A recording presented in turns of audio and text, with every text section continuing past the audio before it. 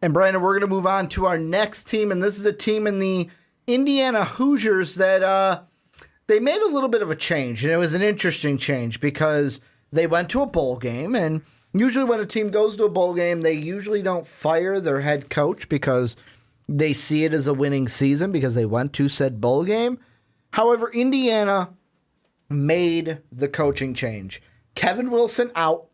Tom Allen, no relation to Tim Allen from Home Improvement, but Tom Allen, the defensive coordinator, gets promoted to the head coaching spot. This is a guy in Allen who basically got the job because of the improvements that he made on defense, a unit that is going to return 9 starters. And they feature one of the best linebackers in the Big Ten. And I basically want to start with that. Allen getting promoted from defensive coordinator to head coach. Do we see any hiccup this year from the Hoosiers because it is now Tom Allen and not Kevin Wilson sitting in that head coaching seat? I don't think so. I don't think so. I don't think that that'll be much of a difference. I think there'd be more, and I wouldn't even say cause for concern, but it would be if they brought in someone completely new, someone who is not with the organization, someone who's not with the team. They brought someone else in who's going to make sweeping changes. Who's going to bring his own staff, who's going to change everything up like that. No, that didn't happen. I think that Allen is promoted, and I think that's going to, him being a defensive guy and going to now the head coaching spot, he's going to have to focus a little bit more on offense. Mm-hmm. I think that we're going to see a pretty balanced attack, but at the same time, know that they have a quarterback who can really air the football out. He needs to cut down on his turnovers, but to really answer your question, is it no, I don't think so. I don't think so because he was there. He understands the system. He gets the system. He ran the defense.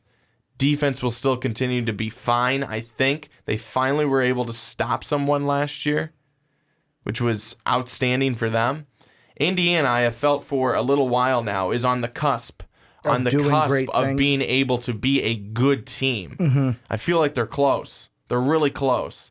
A game against, who was it? Ohio State, not too long ago. Even Michigan, they played close as well. Yeah. I think that they're getting there. They're just about there. And I don't think that this move to change coaches is going to limit them from getting to where they want to be. It's the only thing I do not envy Tom Allen for? His first ever game as a head coach at home against Ohio State on Thursday night, August 31st. It's like, hey, welcome to the big leagues, boy. Here is your first opponent in the Ohio State Buckeyes. Probably not the most ideal team to be playing in your first ever game as a head coach, but the thing I look at, which would be, to me, the thing to look at as we're moving from Wilson to the Tom Allen era in Indiana, is, like you said, the offense. Mainly because he's not an offensive guy. He's not going to have his imprints on the offense. He's going to leave that up to new offensive coordinator and Mike DeBoard, who's coming over from, he was, for the last 2 seasons, the OC at Tennessee.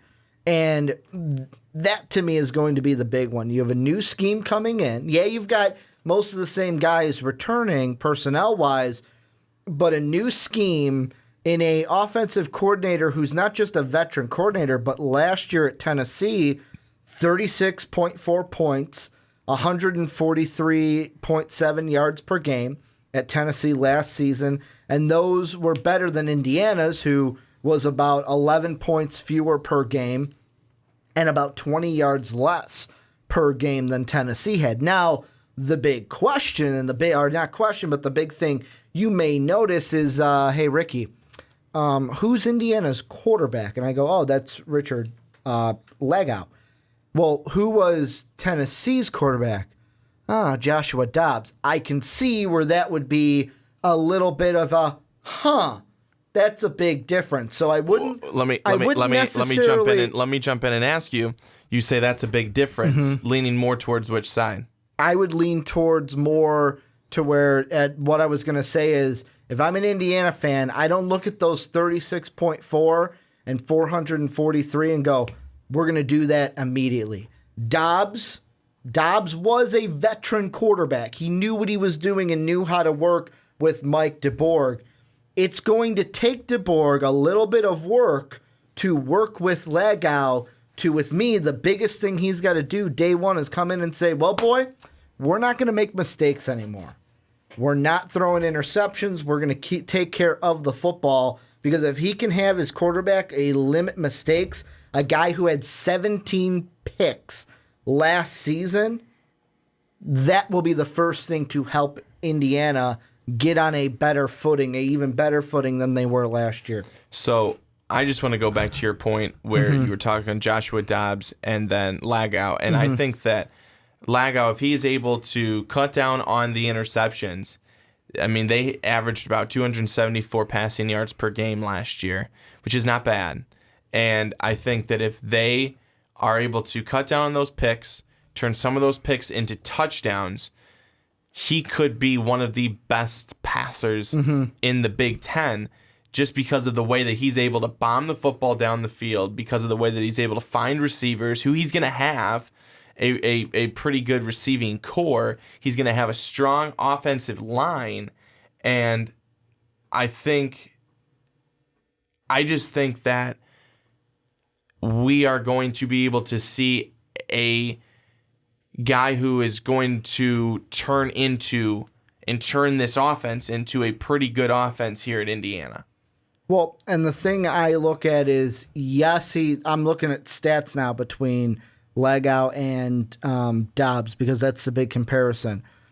Dobbs last season, I would argue that Dobbs' junior campaign was a little bit better than his senior campaign. Yes, you look at it and say, well, Ricky, he was completing 63% of his passes, and really that's the saving grace for Dobbs last year, is that he completed most of his passes so that the 12 interceptions that he had didn't seem like that much of a red flag. But I look back to his junior year, he had about 700 less yards, but 2,200 yards is good for a quarterback.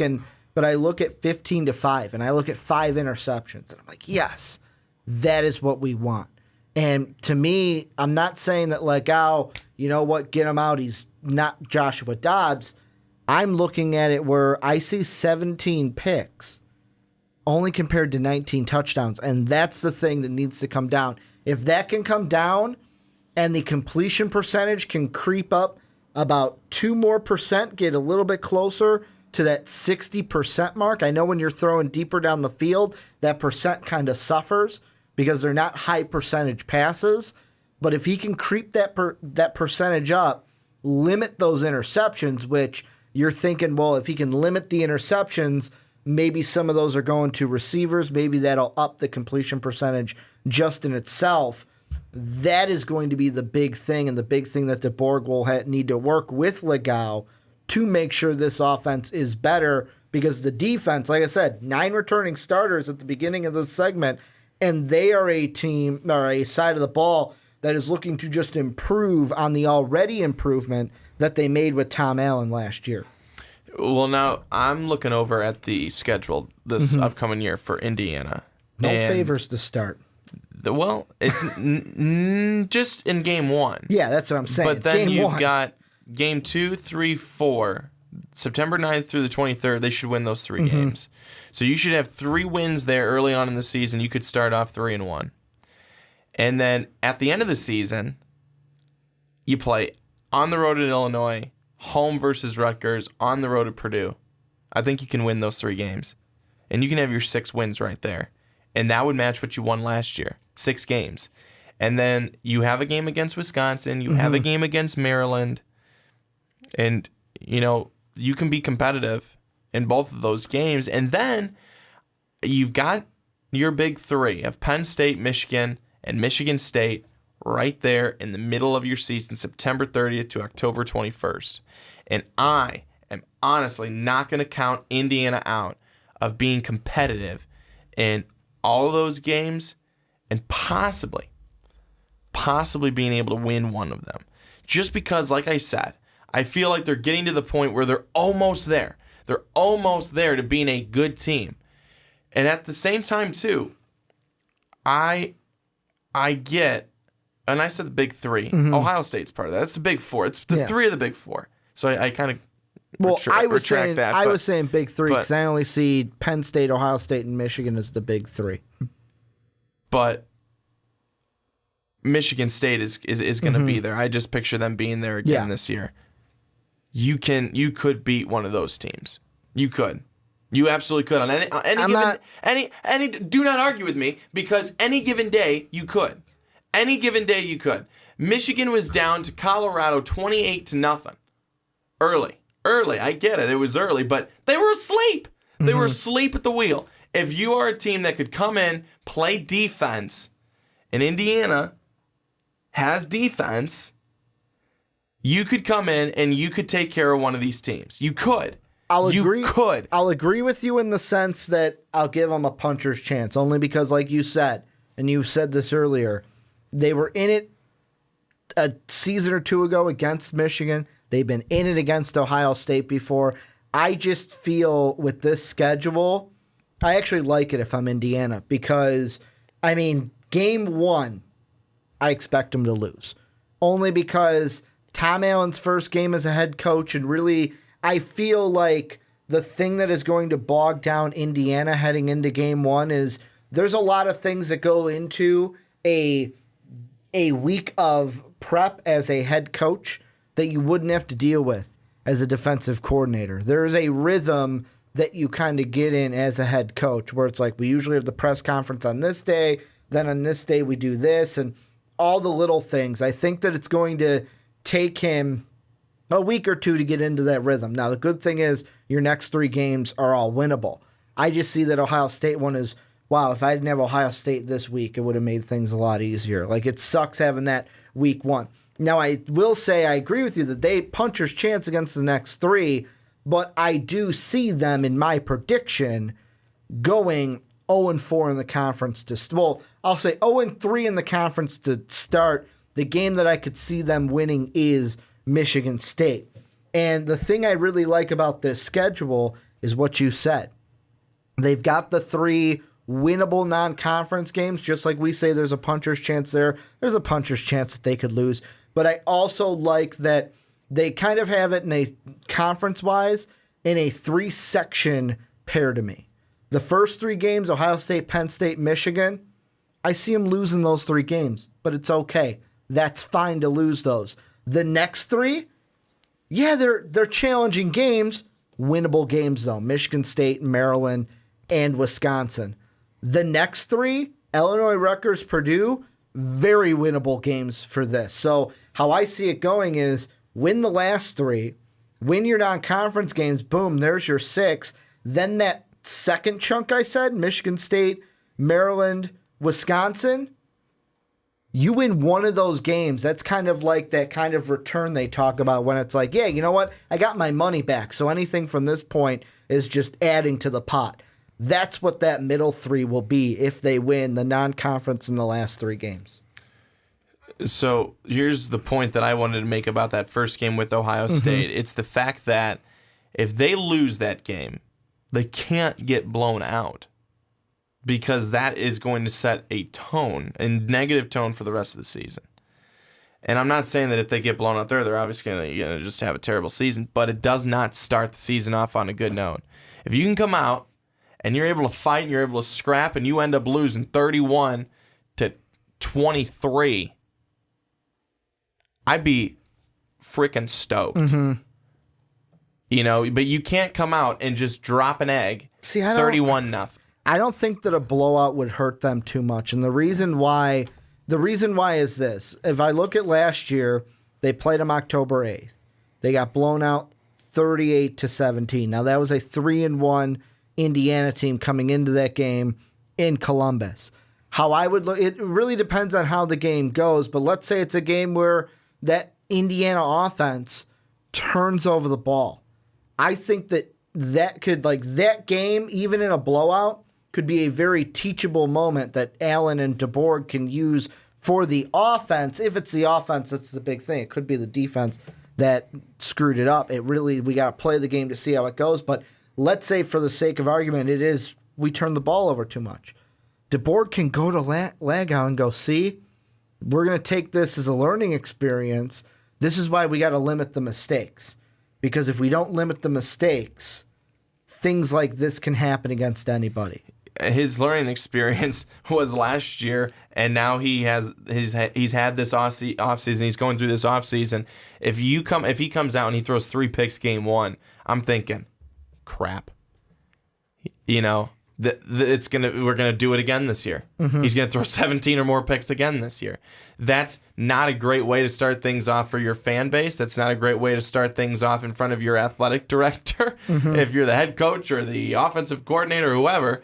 I just think that they need to come out with a strong performance against Ohio State. You know, especially with the way that I've talked about Indiana being that team that's right on the cusp of being able to be a good team, and you come out and you just absolutely crap your pants, that is not the way that the tone you want to set for your 2017-18 season. It's just not. It's not the ideal tone, but here's what I'm thinking in my head.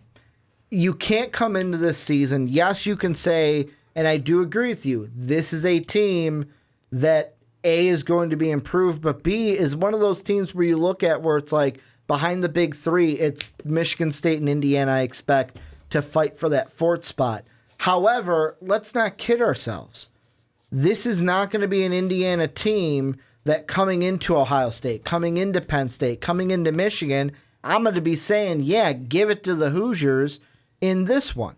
And let's be honest, the only reason that they were in the Michigan game last year is because, and I'll say the same thing for Colorado, was it really because, I feel like I hate saying this because I don't want to take away anything, but it's true in this case because I mean this more as a knock against Michigan. Michigan came out flat-footed in those 2 games. If Michigan came out like the team we thought they were, then we wouldn't be talking about, man, they played a close game against Michigan, and man, Michigan almost blew it against Colorado.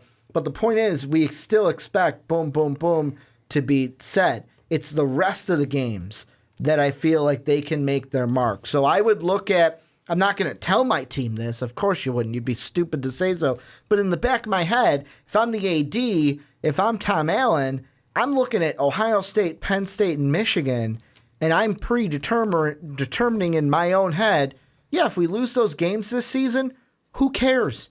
Let's win the rest of them. But what I'm saying, though, Ricky, is the fact that what you just said, yeah, Michigan came out, that's what, they came out flat-footed. Mm-hmm. Who's to say that they can't come out flat-footed against an Indiana, and Indiana takes advantage of that and is able to get the win? That's what I'm saying, though, is that, so we can't just say, we're playing the best, we're probably going to lose. You have to think, this is college football. Oh, no. That's when you have to then, and I'm not saying then that you're this, Indiana beat Michigan, here they come, undefeated season. No, but I'm saying that you were able to then go and we're able to have a what I'm looking at my text message. That's why I'm thrown off now.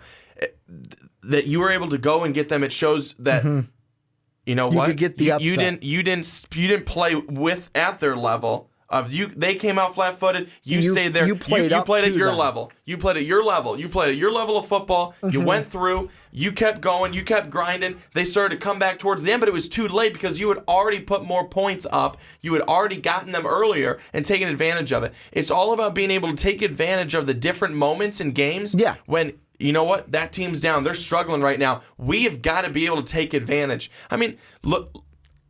Perfect example. It's in the NFL, but it's Super Bowl this past year. Atlanta and the Patriots. Oh, the Patriots could have just said it's over. The Patriots stunk. Stunk. Atlanta kept going, and then all of a sudden, they were putting the brakes on. They're pumping the brakes, and the Patriots said, "Fuck no." And they just kept going. And that's what I'm saying. I want to just in something like this. I want to just clarify that I'm not saying coming in thinking if we lose these 3, you're going to coach every game. Like, you're going to win that game, of course. You'd be stupid not to. I'm saying November 25th is over. It is now 2018. We're in February, getting ready for next season, or it's just after November and the complete regular season is over. Looking back, if I see losses in 2017 to Ohio State, Penn State, and Michigan State, after the fact, I am not putting much weight on those losses this year, even if they were blowouts, because after the fact, I would see those and go, well, you know what? How did our team improve this year? And to me, I think the big improvement games are going to be Michigan State, because Michigan State, we're both expecting them to be back. We're getting on the bandwagon again. If you can show improvement in that game, a Maryland team who is, again, we talked about them a few moments ago, they look to be more improved this year. And a Wisconsin team which is always ready to play each and every year. Those are, to me, the 3 big games. If you can steal the majority of those and go from, because I look at it where I see them as a 6-win team. Well, 5 to 6, depending on the Illinois game. I got some blue and orange in my heart. Sue me. However, all right, I'll get the paperwork going. 5 to 6, don't sue me. By 5 to 6 wins there, if you add 2 to 3, 1, 2, or 3 more wins onto that, you now turn that into a potential of a 9-win season. Those are the 3 games that are going to be the most important to Indiana this year, are those 3 Michigan State, Maryland, and Wisconsin games. Not the Ohio State, Penn State, and Michigan. Although if they get upset there, it benefits them. I agree with you. I am 100% on board with you in that. They need to win, and I was just thinking that they need to win all the games outside of those, get the job done there, and then winning one of those games is a cherry on top. That's what it is. And that's exactly, and that is, to me, what this season's going to come down to. Win the games you're expected to win. And then just steal some of those ones in the middle. Michigan State, Maryland, and Wisconsin. But we've rambled enough about the Hoosiers. Yeah, holy crap. How long have we gone? I feel like a half hour. This is like 22 minutes. But this is where you guys come in. Let us know down below in the comments section. How's Tom Allen, no relation to Tim Allen, going to do in his first year as head coach with the Hoosiers? How do you think Mike DeBorg kind of shapes this offense with the new scheme? And how many wins you giving the Hoosiers this year? And what do you expect for their season overall? Let us know down below in the comments section.